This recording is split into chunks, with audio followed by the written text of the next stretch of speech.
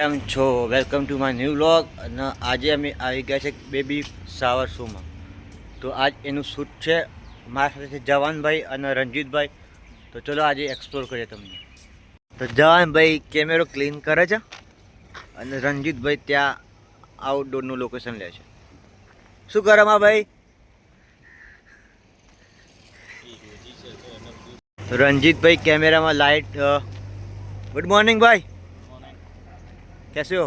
बस बढ़िया बढ़िया. तो रंजीत भाई आप से आउटडोर का शूट ले रहे और जवान भाई भी ले रहे और ये लोकेशन है इसका. कपल शूट चालू થઈ ગયું છે. બ્લોગ બનાવવાનું ચાલુ કરી દીધું.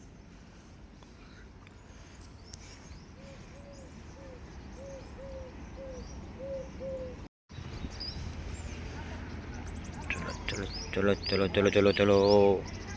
कुणाल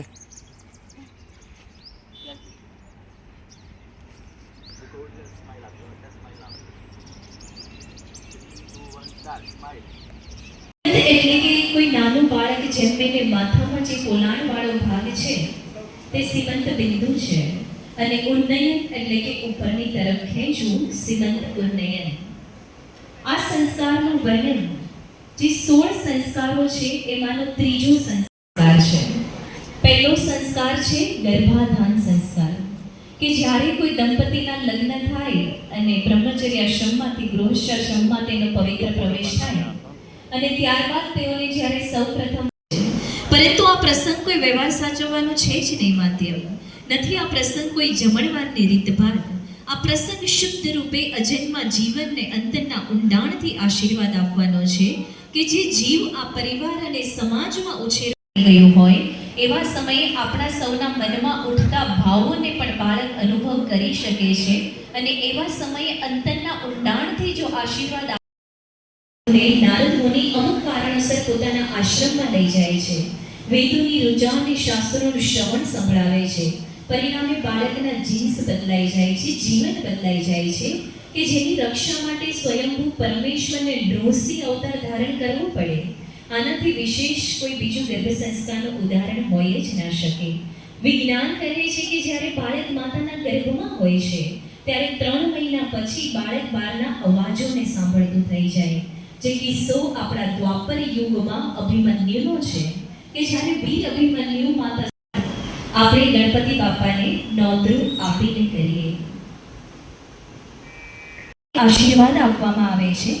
વૈજ્ઞાનિક કારણ સીમંત સંસ્કારનું એ છે કે માતા જ્યારે ખુશ હોય, આનંદમાં હોય ત્યારે તેના બ્રેઇનમાંથી હેપીનેસના હોર્મોન્સ જેવા કે ઓક્સિટોસિન, એન્ડોર્ફિન અને સેરોટોનિન નામના દ્રવ્ય એટલે કે કેમિકલ્સ રિલીઝ થાય છે કે જેનાથી જ બાળકનું પોષણ થતું હોય છે.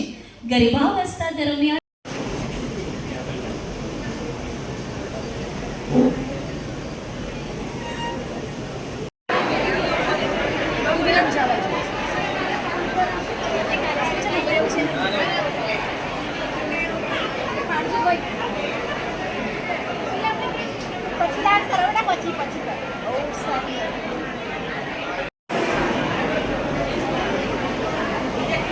હું શૂટ પતાવીને સીધો ગરબા ક્લાસમાં આવી ગયો છું અને વાતાવરણ એકદમ ક્લીન છે. પાછળ કરાટા બી ચાલે છે. તો થોડી વાર એને ગરબા ક્લાસ ચાલુ થશે તો તમને આજે થોડું બતાવીશ ગરબા ક્લાસની ઝલક. જેટલું બને એટલું. તો બ્લોગ સાથે લાસ્ટમાં જોડાયેલા રહેજો. 2, 3, 4, 5, 6, 7, 8. કોના ભૂલ પડી છે?